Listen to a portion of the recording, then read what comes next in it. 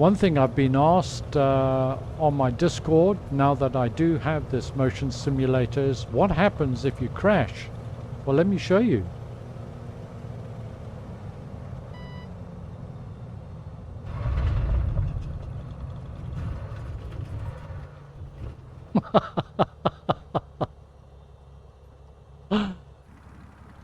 Yeah, so you don't want to crash when you're using a motion simulator.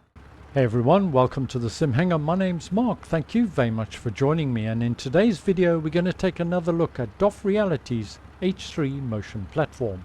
I've had this now for something approaching 4 months, 100 plus days, so I think I'm in a position to give a fair and unbiased opinion on whether this represents value for money for flight simmers.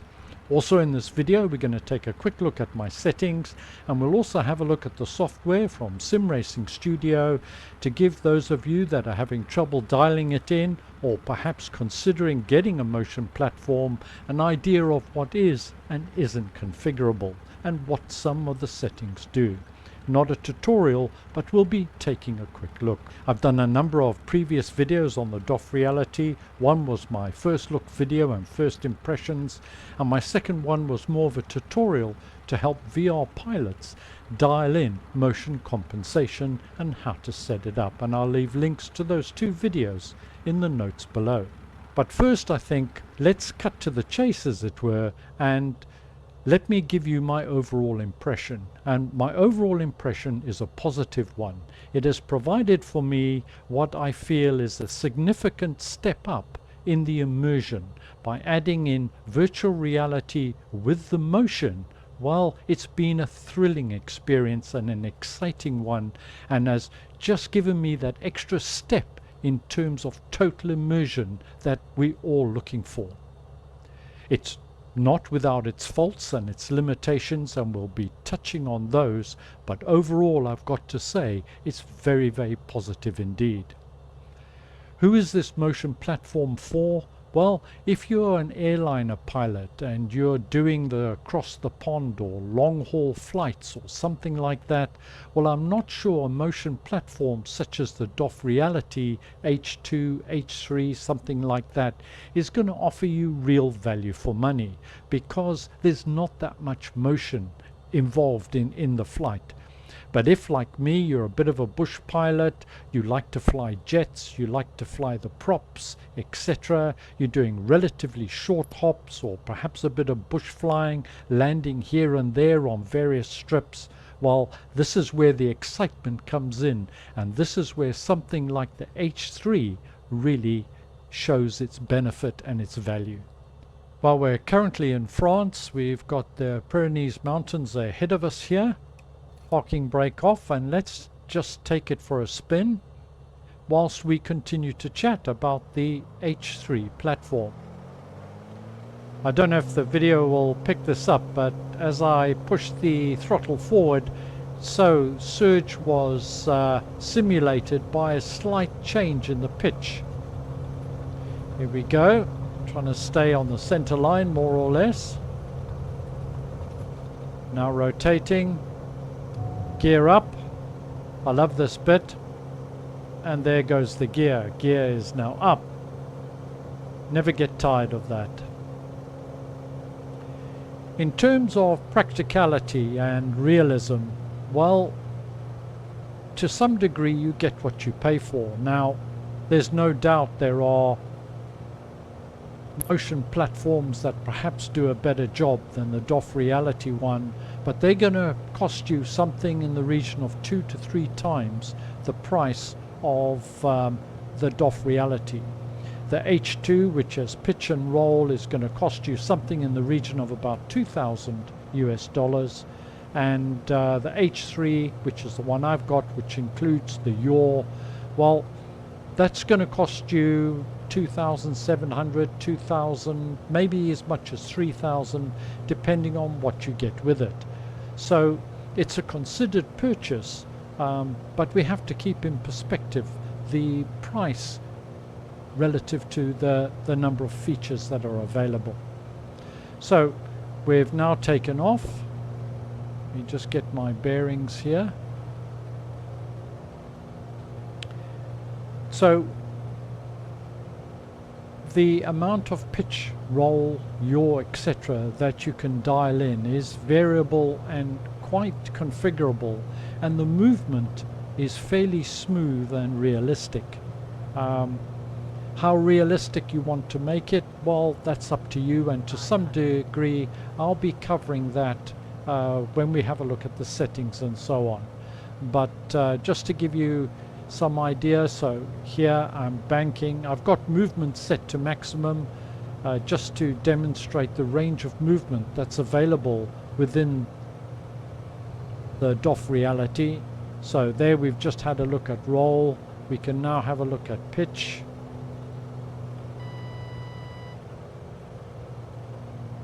Bring her back level. Let's put the nose down a little bit. Bring her back to level. Now we can try yaw, for example. Is yaw really worth it for flight simming? Well, that's a matter of personal preference. I absolutely love it, and I think you can see the added realism that it brings, and it certainly helps when you're doing things like coordinated turns and so on. There are a number of limitations, and perhaps the most notable one and most significant one is that this current setup with the DOF Reality Sim Racing Studio software and Microsoft Flight Simulator does suffer from a stepping effect. And what I mean by that is this: when I change direction at this sort of speed, or I change pitch, the movement is relatively smooth, very, very nice indeed. However, when I change direction on a much slower basis, and admittedly we tend to do that quite a lot when we're flying, so for example, I'm now just going to bank to the left very, very slowly. And I don't know again whether it'll pick it up, but the small movements as it banks, it's suffering from what I think the correct term would be is a stepping effect. That is, the movement's not totally smooth. It sort of moves, pauses, so you get a stepping type action or a vibration that comes through, which arguably is not necessarily very realistic. Does it detract overall from the overall use of the motion platform? Well, not in my opinion, but it's something that you do need to be aware of. What causes it? I'm not totally sure. Having come from a production manufacturing type background, having had a look inside the DOF and the motors, etc., I'm not sure they're the cause of that. It may be an issue between the Sim Racing Studio and the telemetry data that's being put out by Microsoft Flight Simulator. Overshot the runway there. I've tried various settings, tried to change the settings to eliminate it, but I haven't been able to do that, and I think it's just one of the limitations that we're going to have to live with. But for me, it doesn't ruin the overall experience at all. It's still an excellent experience in terms of the immersion, overall flying, and so on. We're just going to come in for a landing here. I'm a bit high, a little uncoordinated, as I'm too busy talking to the camera rather than concentrating on flying.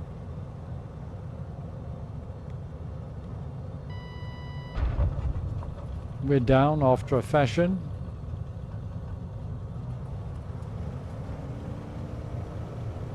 One thing I've been asked on my Discord, now that I do have this motion simulator, is what happens if you crash? Well, let me show you.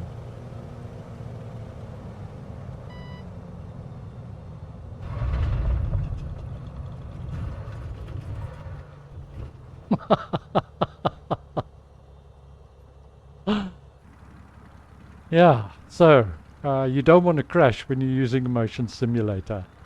Overall, the experience was great. The movement is great.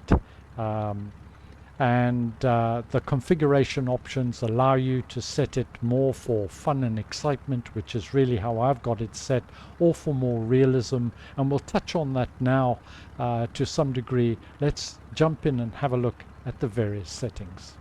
If after watching this section you'd like more information, then via Sim Racing Studio's main website, select Tuning Center and then Motion. What follows is a very useful and informative breakdown of all the various settings, dependencies. This section covers not only the DOF Reality Motion platform, but a variety of others as well, using actuator and non-actuator platforms. Sim Racing Studio software is fairly easy to use, but not necessarily intuitive. It's a recommended read. Let's take a quick look at my current general aviation settings, and that'll give us the opportunity to briefly describe what the various functions do and how they interrelate with each other. Just an initial comment on my settings: they are fairly aggressive, so will definitely not suit everybody, and are very much still a work in progress. Any suggestions or recommendations, always gratefully received. Please pop them in the comments below.